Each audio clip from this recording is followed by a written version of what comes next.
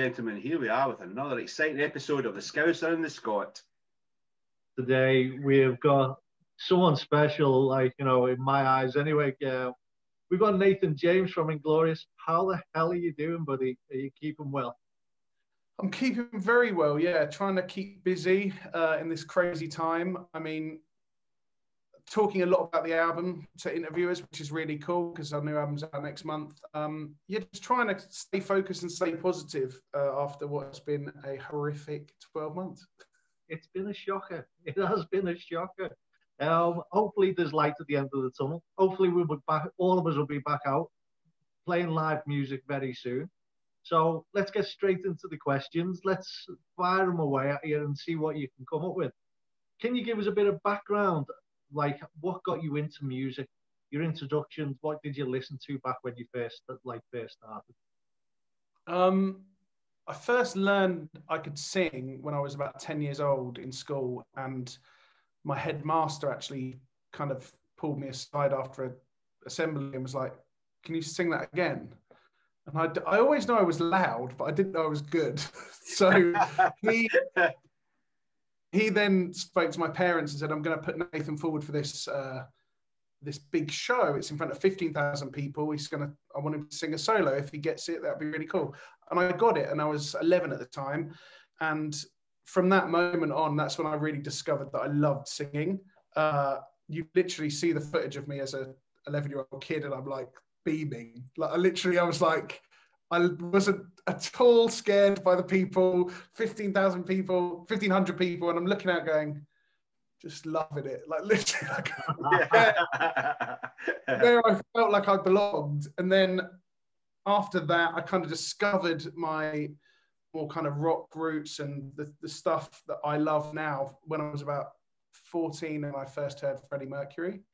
And I'd never heard anything like it in my whole life. I just was like, I want to do that. It also seemed really hard, you know, it took work to sing those songs. Like, not everyone can sing like Freddie. I certainly can't, but I aspire to be able to sing in that kind of register, that amazing quality that he had. So yeah, that's kind of it. Freddie Mercury initially, and then I discovered obviously the Coverdales, Glenn Hughes, Paul Rodgers, and it was singers really that spoke to me before bands, I suppose. I became obsessed with singers. Yeah, that's cool. I mean, the singers that you're talking about there, there's quite a variation. They're all rock singers. There's a variation in sound. So from your voice, you know, the voice that we all know and love, which would you say, what have you taken from each of them? And what is it about each of those voices that you like, you know, breaking it down into sort of like the mechanics of it? I love David Coverdale's voice because it's so soulful, and I've never heard such a rich tone come out of a man's face before. It's so rich, dense. So I love that about him. I love Glenn Hughes's range. I find his range just to be mind-blowing, and he's still doing it probably even better than he ever has at the age he is now. So yeah, his range was amazing to me. His riffs and the R&B side of his voice that I love, and that's the stuff that Glenn Hughes pretty much taught me how to riff and sing kind of soul music, I suppose. Him and Michael Bolton, but I won't admit that again. So yeah, him and then Paul Rodgers. I just think that kind of lower register, that really easy, no effort to Paul Rodgers' voice at all. He sounds like he's reading the paper. It's like so easy and effortless. And with Freddie, it's everything. It's the voice, the showmanship, the extravagant ridiculousness of him. Yeah, he's like, I actually have a peacock. I've got a few peacocks here, and one of them I've called Freddie because I think he really embodies peacocks, you know, like he was just so special and such an amazing show off. And yeah, I love him. I think the closest thing to him nowadays, and it surprised me, and I always wondered before it happened if there would be a place for somebody like that again, that extravagant, that, and I think it's Lady Gaga. I think she's like that. I say that all the time, literally all the time. She's the closest thing that this generation will have to a Freddie, and yeah, I love her. I think she's brilliant. Oh, yeah. Great actress, great. She's got everything. She can do anything. I mean, you watch that Star is Born, she was amazing in that as well. But yeah, I must admit, she's the one that I think can, you know, Madonna did it for a time, but she never had the voice, but she had everything else. But Gaga's got it all. She can write it as well. So yes, whenever I see her, she reminds me of Freddie. It's like Freddie reincarnated, but as a woman, to me. You just been discussing about, like, obviously Glenn Hughes. Totally agree with you. At his age, he still nails it and stuff like that. I always ask this to every singer that we've discussed. What are your warm-up plans? How do you keep your voice so consistent and look after that? After what are your exercises and stuff like that? What would you recommend for anyone starting off? It's a long time coming. So I started lessons around the time I was like 11, 12, and I joined like a choir, which was the Berkshire Boys Choir. And from then on, I had a vocal coach at 14 to this day, the same woman, a woman called Juliet Caton. She's taught me kind of very specific technique of singing called Estill, voicecraft, that any singers out there, I recommend they do a course in it or they go and study and listen to it. And Estill is all about vocal health, which I'm really pro, because I don't want to end up like some of my heroes or some people that I look up to that can't do it in their 50s or 60s. Or I want to do this till I'm 80. I want to be like Tony Bennett. Do you know what I mean? I want to do it forever. And I always pride myself on having good technique because your voice is the size of a 5p coin, right? The vocal folds are actually only that big. And we put all of our stress and all of our anxiety on this tiny little pair of like flaps in our throat that it's so ridiculous. And whenever we get stressed as singers or as people, all of my stress goes to that place because that's my moneymaker. That's my vulnerable spot, is this that for the last 15 years I've only earned money from. You know, it's my livelihood, so I have to look after it. So I do a lot of warm-ups. There's sirening, which is really important, which is where you go sing. But again, people often mistake that needs to be loud. It doesn't need to be loud. Warming up means you're warming up. Do you know what I mean? Like, you're not actually singing it. You don't need to put loads of pressure. You can even do that same warm-up with no sound. You can sit there and go, as long as you're making this thing go up and down, you're warming your voice up. That's the point. The other good thing that I do is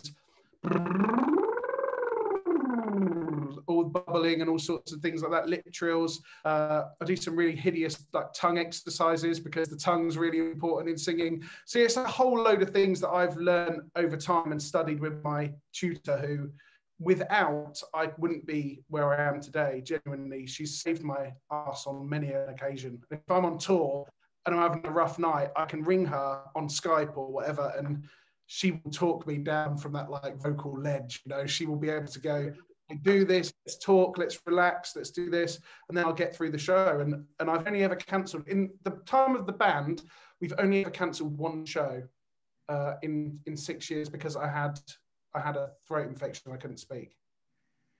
Yeah, it reminds me of, you know, because if you think about some of the singers that were ruined or were nearly ruined because of throat nodules, etc., like Meat Loaf, it nearly ruined him. And I would guess that that's because he was belting it out all the time and didn't do all of this exercise. I may be wrong, but it could have been something. Yeah, it's knowledge. It's learning how to sing safely, and I think you can get.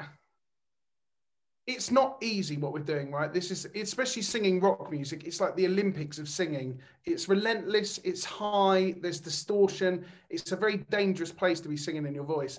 If you want to do it forever, you have to know what exactly is going on in here and also in your diaphragm so that you can do it safely. And if you don't, and I really struggle with singers who don't have lessons or don't feel the need to improve, because it just shows your lack of care and your lack of respect for your own instrument, which you only get given you only get given one pair of vocal cords, right? That's it. As I've told you, they're the size of a 5p coin. Look after them. learn everything you can about them so that you can do it forever, and so that you can learn to do it when you're sick. So if I'm sick, I know that I've got an option of singing that note in a kind of different place in my voice. It might sound a bit different, but I'll be able to get through the show, whereas some people wouldn't. And yeah, I'm very thankful for that. I never really thought about it that way before, but it's no different to a guitarist. You know, a guitarist just doesn't learn 3 chords and that's it. They forget it unless it's status quo. They forget anything else, and they sort of like, they practice, they improve all the time. They do warm-up exercises. And when I was a singer, I'd just go out and sing because I didn't know any better. And I think the thing, because back in the day, this knowledge and this kind of like biological understanding of what is actually going on when we sing didn't exist. Like, it didn't exist. You smoked Marlboro Reds and you drunk. Do you know what I mean? Like, that was pretty much the 80s. So I feel really lucky that I have that knowledge and that it's come on so much. Yeah, that's cool. Going back to you, like, you know, you starting off and how you started, can you give us a brief overview of your musical journey and how you got to, like, you know, the creation of Inglorious? So at 14, I was in the choir and I loved it. And then obviously the inevitable happened. My voice broke. It happens. It was heartbreaking at the time. But after my break, I realized that I had this kind of like weird high voice still. And I was like, okay, I'm going to go get more lessons. Had loads and loads of lessons.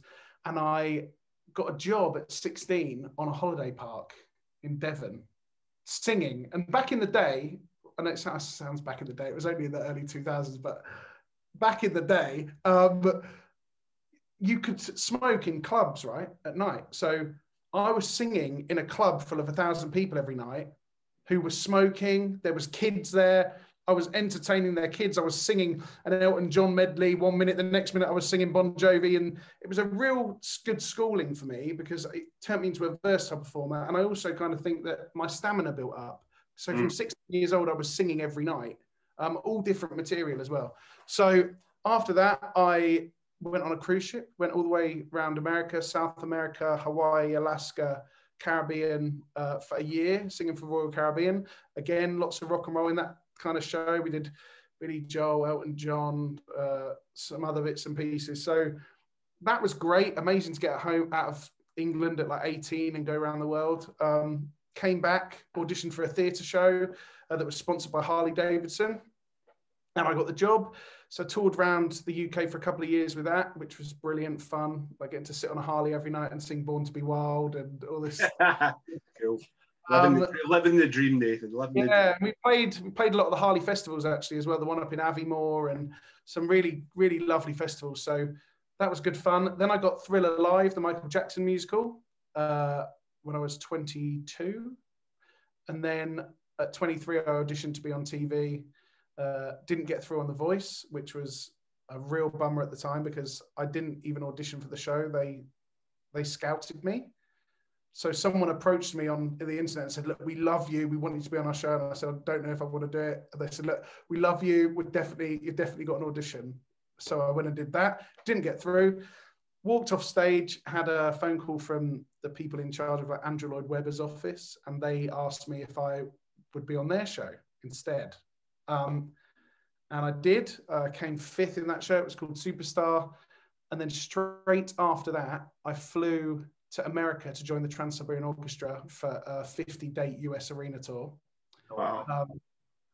I did TSO for 3 years, and during that 3 years, I set up Inglorious, as well as doing other things. I sung for Uli John Roth from the Scorpions for a while, toured with him, did 2 albums with him live in Japan, which was just amazing.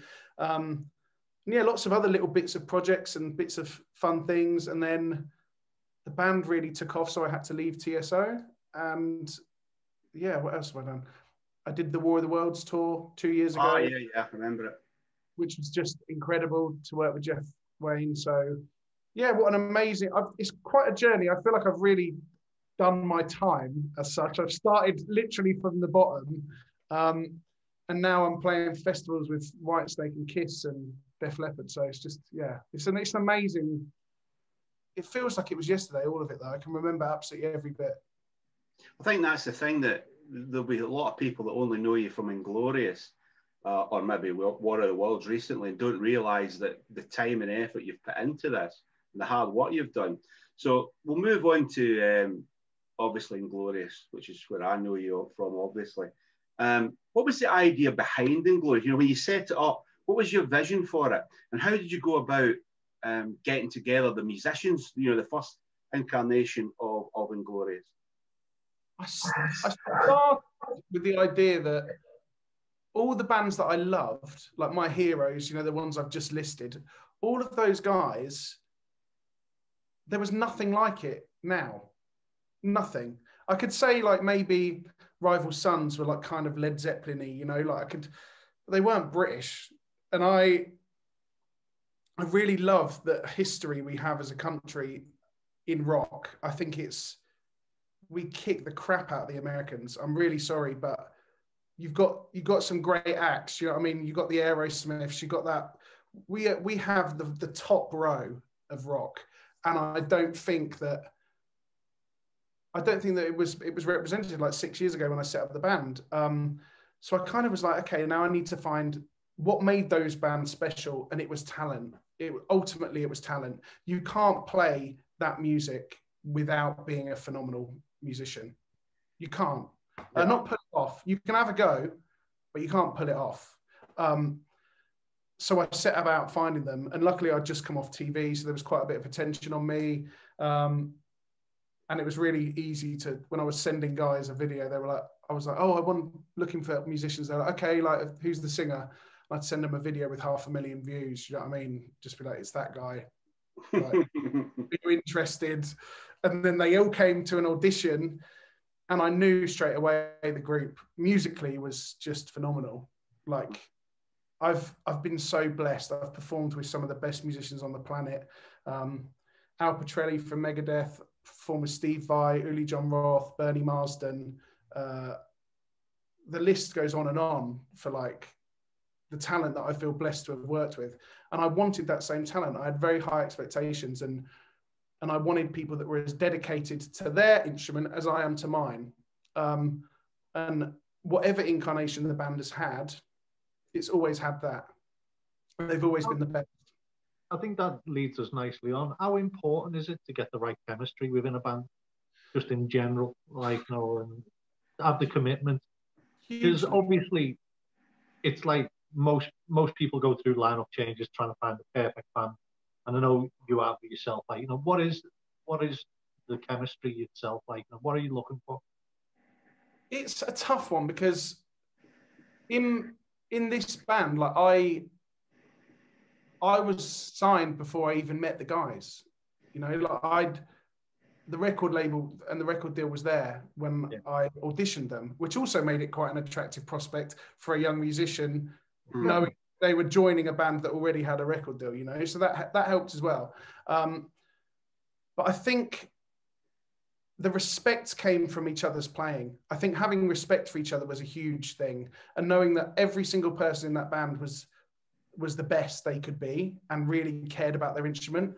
I'm very much a fan of people doing their job. So if you're going to be a guitarist, be the best guitarist you can be. If you're going to be a singer, be the best singer you can be. That's professionally as well. And I don't like people that kind of step on each other's toes.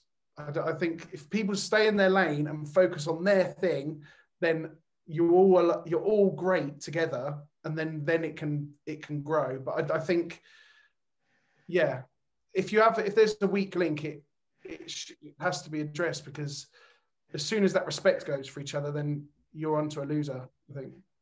Yeah, I said it best, really. Yeah, Lemmy said it best. If you're going to be a rock star, be a fucking rock star.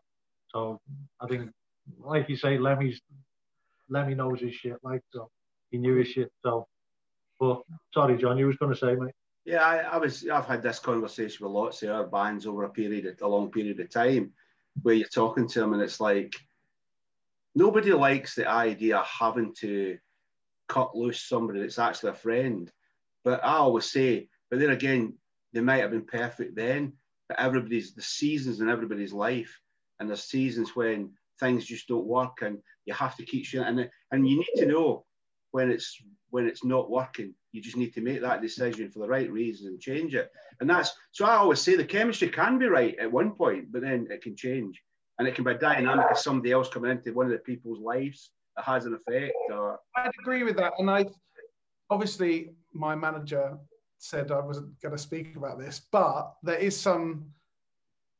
I never left this band, right? This is my baby. I never wanted to leave.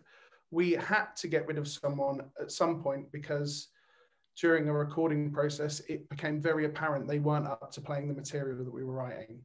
And for a band to grow and evolve, everyone has to evolve together. And if there's distractions in other people's lives and you're not as focused as me, why should I share everything with you if you're not bringing to the table 100%. And that goes from a PR point of view. If I'm the one doing all the interviews, if I'm the one that's out there, if I'm the one that's hustling, if I'm the one that's tweeting all day long, trying to tell people about our music, it's a lonely place if you're not going to get any support. And luckily now I have the most incredible people around me that we all have that respect for each other. And we want this to grow. We want this band to be the best band it can be. There's no hard feelings towards anyone. I'm really thankful for the people that have been in the band, because without them, we wouldn't be here now. So apologies for the brief intermission there. That is down to John not putting 10p in the Alecki meter. I'm Scottish. I'm too tight for 10p's, mate. Come on. So anyway, sorry about that, Nathan. What we're talking about obviously is the chemistry, etc., and how important it is, and being brave enough to know when something isn't working and can't be fixed. And you know, I mean, and anybody that thinks that it should be anything beyond that is deluding themselves. And I agree with totally what you're saying. Can we just move on now to the social media side of things? Because it's something that wasn't around when I was in bands, obviously. I'm so jealous.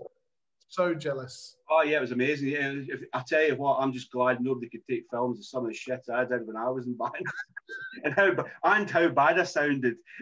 So I read Pete K. Malley's book Inspire, and there's a section in there obviously interviewing yourself, and that was actually what made me think, do you know what, I think we should talk to Nathan as well. So I was hoping you would do this, and we really appreciate the fact you have, because it made me think as well, because our bands, young bands, etc., and grassroots bands, we want them to use it because it is a great tool.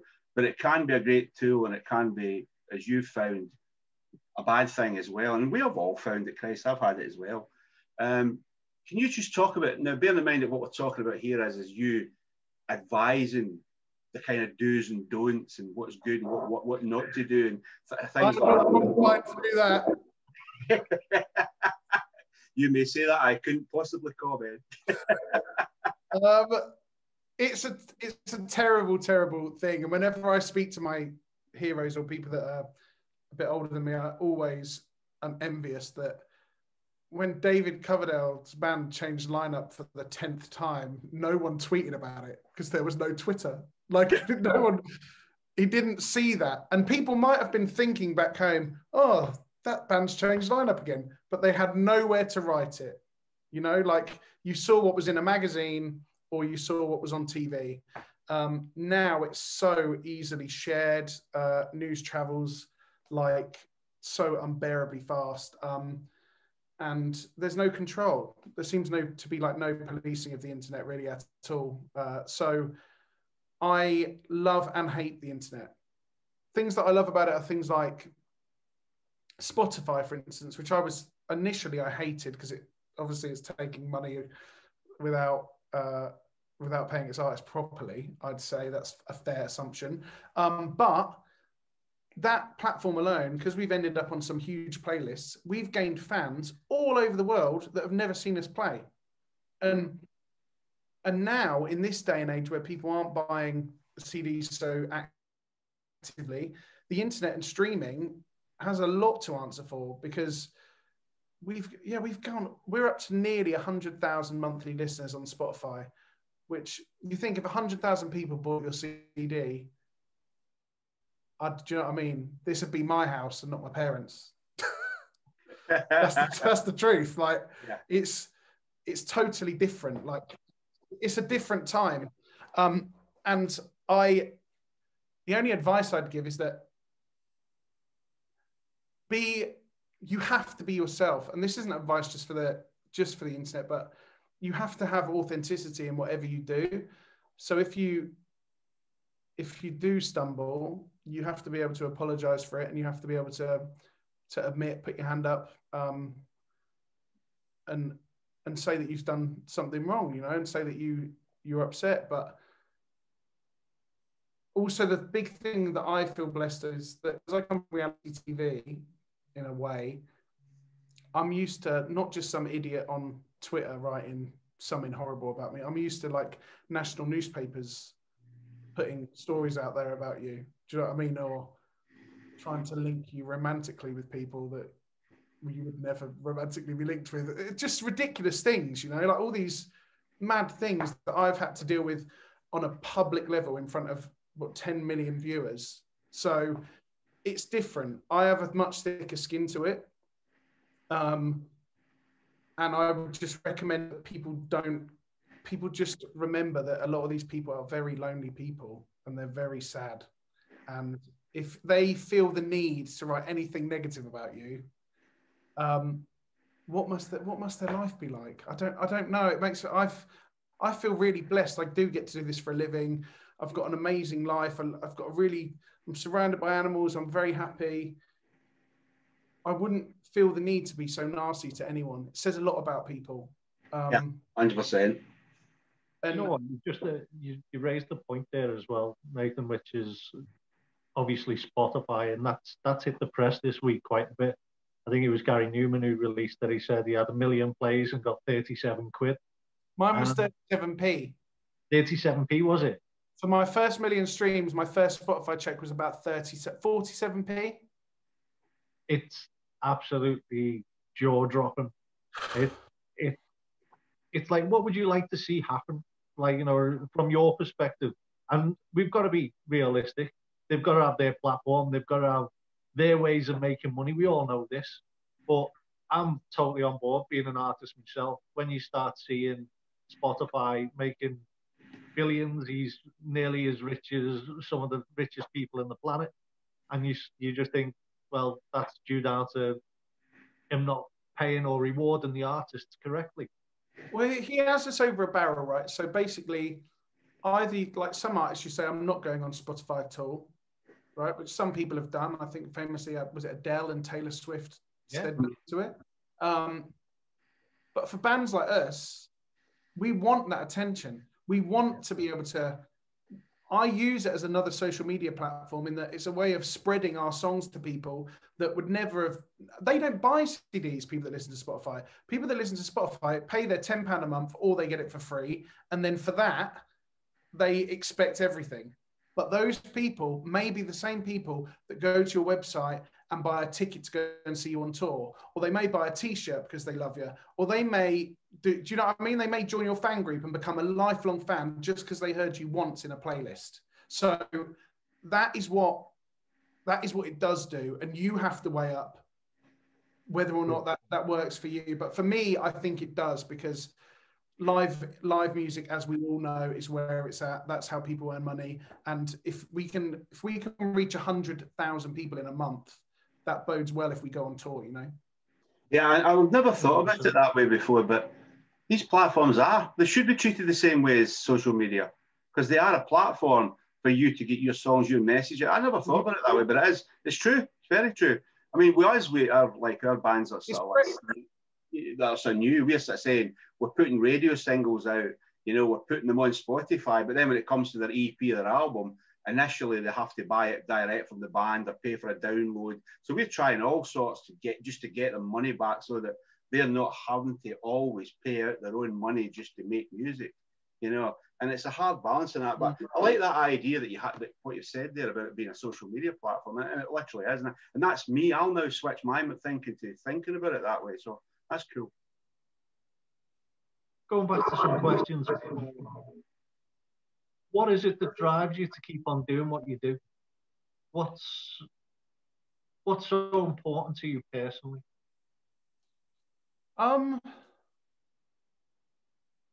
Singing is the only thing I'm good at. Like, I know I'm good at it. I've worked my whole life as a singer. I know I'm good at singing. And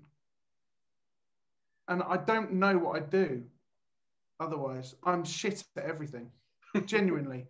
I tried to change a car part the other day and it took me 3 days. It was a tiny little hose. Do you know what I mean? Like, it's just, I'm embarrassingly crap at everything. So I feel like I have to do it. And the thing that I love the idea of my heroes acknowledging my talent and my hard work. That to me is something that I've been really lucky enough to have already. When people like Glenn and David Coverdale are recognizing me as one of the voices of the futurists, and Paul Rogers even, who sent me a Christmas present this year. Like, to think that these people know who I am and they respect my work enough to want to speak to me and talk to me. And I've performed with Glenn. I've done recordings now with Paul Rogers. Like, it's just that to me is unbelievable. I think when I'm an old man and I've retired, I can show my grandkids or my great grandkids like these recordings with these people, or like, it's just, I don't know, it's legacy, isn't it? It's like anything. I suppose you want to leave something, ultimately want to leave something behind that did some good. And some of our songs, people know if they're in bands. It's the most amazing feeling is when you've basically underscored someone's life, you know?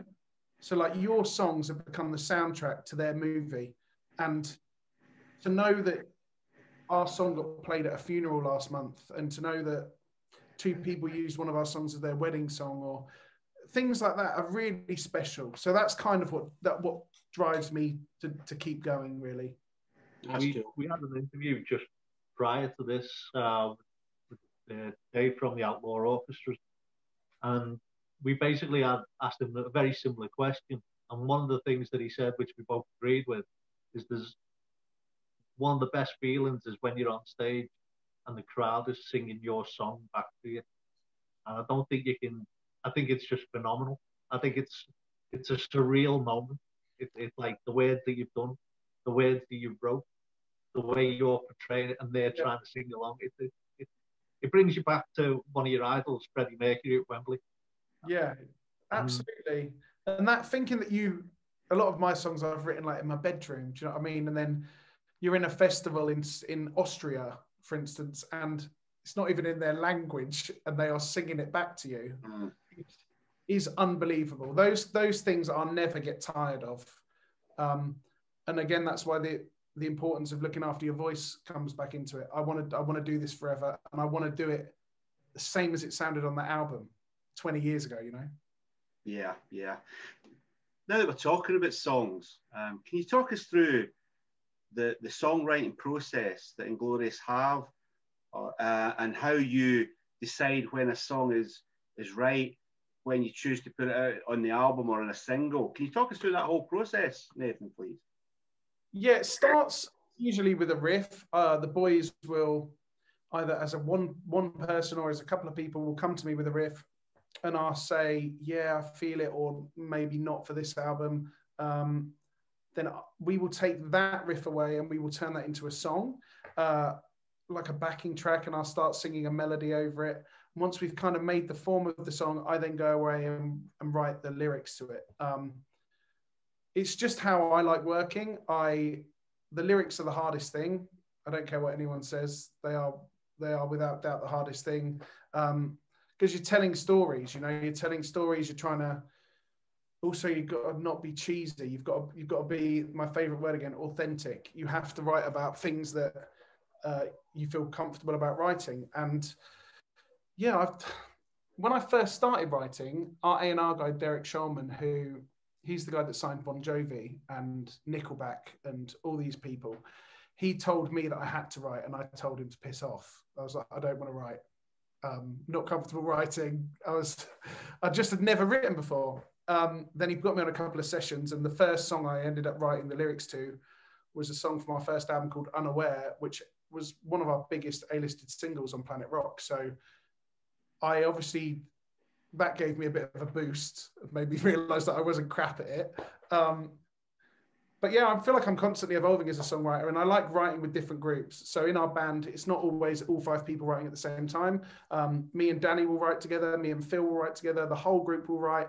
I'll write with external writers. This time around, I wrote with Joel from Whitesnake, and my friend Tim, who I was on a TV show with. We wrote a song called Eye of the Storm, because I like an album to have peaks and troughs. And you don't get that, I don't think, as easy if all the personnel are the same for the whole thing. You come up with different ideas with different people involved. So when you've created it, you're going through that process and you're getting towards the end of it, how do you decide what's good enough to put out? And what makes you and how do you decide which ones you want to put out, say, for example, on the album or as a single? To me, it's whatever sound good together. So like we've recorded songs before that are great, and then I've come to listen to it after and gone, it doesn't fit with the rest of the songs, you know? So that's a nice, easy way to me of like kind of not losing a song, but we call it putting it in the bank. So we put one in the bank, and then I've left with quite a group of songs that do different things. So you've got variety on an album, which I think is really key. As far as choosing the singles, the label show us like their interests, but my intuition has pretty much always been right.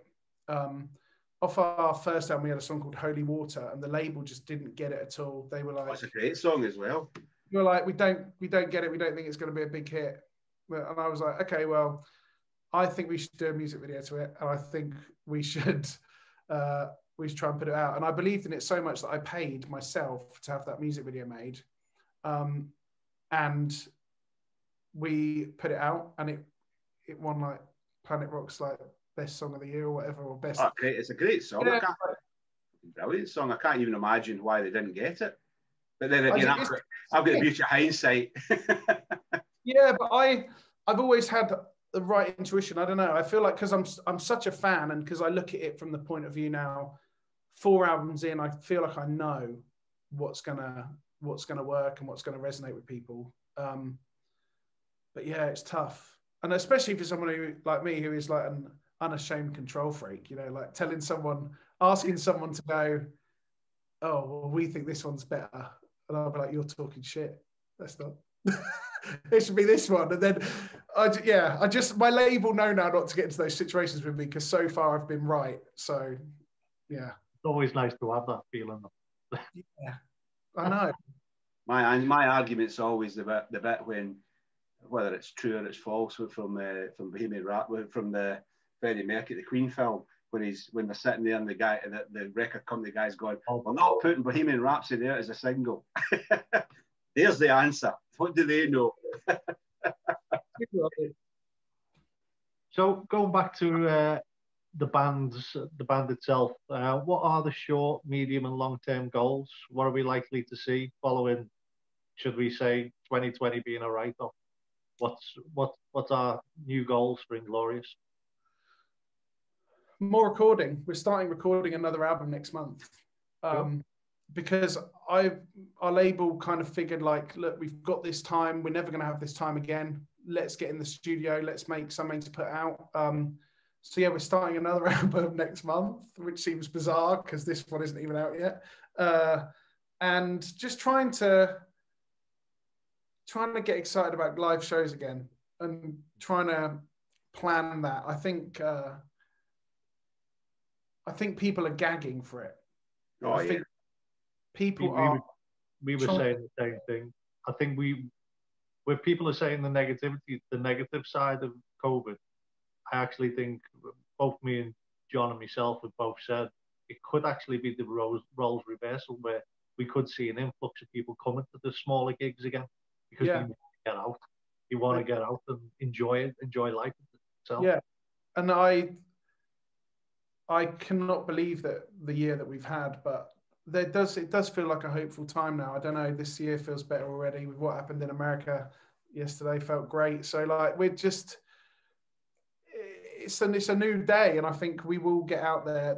That to me is where this band really does show its hand. You know, when we're on stage and we're doing our thing, I think that's what this band has always been to me, which is going to be really cool now, knowing that we've got 11 new songs to play with and put in that set. You know, it's going to be good fun. So that's your short term. What about your medium and long? Medium, I want to keep pushing with the kind of like musical album side of things. So I want to keep putting albums out. I don't know many other bands that have put out 4 albums in the time that we have. I know a couple of bands have put out 2 in that time, or you know what I mean. So I'm just, as long as the label keep giving me money, I'm going to keep making albums. Keep making albums. Yeah, that's the kind of thingy. And I'd love eventually like a major support tour. It'd be great to get on those arena stages again, which I get to do with the War of the Worlds, and I've done with Trans-Siberian Orchestra, but and we did it a bit with Steel Panther, but it would be amazing to do another arena tour with one of my heroes, you know, with a Deep Purple or with a White Snake or with a Foreigner or one of those, you know what I mean, one of those good old bands. That would change my life. And then the long term for this is obviously just have a million monthly listeners. That's what I want. Then I'll get £6.50 from Spotify. Wow. Those heady, when you get those heady checks, there's something to look forward to, mate. You can get a cup of green tea from Starbucks. I actually, my first check from Spotify, I didn't cash. I kept it because I thought it was hilarious. You can't even buy like a Freddo the Frog with that. Do you know what I mean? Like you can't do shit with that. So yeah, I've kept it. Oh, they're 50p now, aren't they? I forgot Freddo Frogs are 50p. And they're about half the size of what they used to be. And that's what's wrong with the fucking world. Let me just tell you right there. So, final question, Nathan. You talked earlier about sitting with your grandchildren, your great-grandchildren, your children, and looking back in your career. What would success look like to you? Success to me is picking and choosing. So I'd love to be in a position where I could say no to more stuff. Do you know what I mean? So a great musician once told me that you know you've made it when you can say no to things that you don't want to do and stuff that you don't enjoy doing. And yeah, I think that would be amazing, is to, obviously at the minute, especially after COVID, everyone's cash hungry, especially in our industry. We want to get out there, we want to gig, we want to earn money. It'd be nice to look back with enough money in the bank and just be able to pick and choose. And another guy actually told me that this is good advice to people, I think, and it helped me.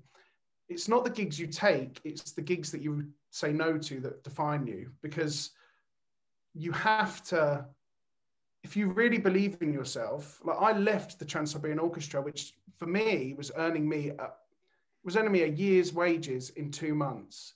I left that because I believed so much in my band. And for the last couple of years, my band has done really well, you know, like playing all these major festivals, finally on big money. So yeah, I'd say that I think it's important to understand your worth and have conviction in your ability, because there's so many people out there who want to take the piss out of you and who want to take advantage. So stand your ground. If you believe enough in yourself and you're willing to put your money where your mouth is, then other people will. Brilliant. Awesome. That's amazing, mate. Yeah, that's cool. You don't get better. No, well, I think that ends the show very nicely, to be perfectly honest. But before we go, Nathan, can you please give us your links to where people can check out if they've never heard of Inglorious before? Where can they go and see Inglorious? Where they can see you singing your heart out? So give us your links, mate. All the links are on our website, inglorious.com. That cost me an arm and a leg, just that frigging name. Websites are expensive, aren't they? I bet your bands know that. Every year subscription, yeah. You know, 15 quid it was. That's shocking. That's nuts. fuming. So yeah, there we're on Twitter at We Are Inglorious, on Instagram at We Are Inglorious. Mine is at the Nathan James. We're also on Facebook.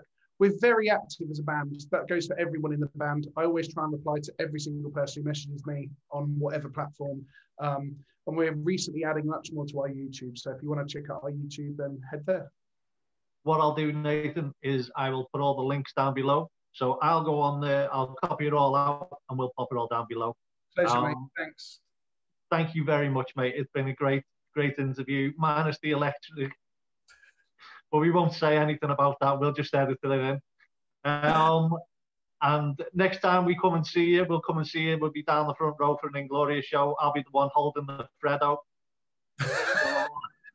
And I'll be the one looking for the 50 pence for the meter. Can't wait. So, John, it's over to you, mate. Please close the show. Well, that's it, ladies and gentlemen. Another Scouser on the Scot. So you know what to do until next time. Hit that cowbell and subscribe.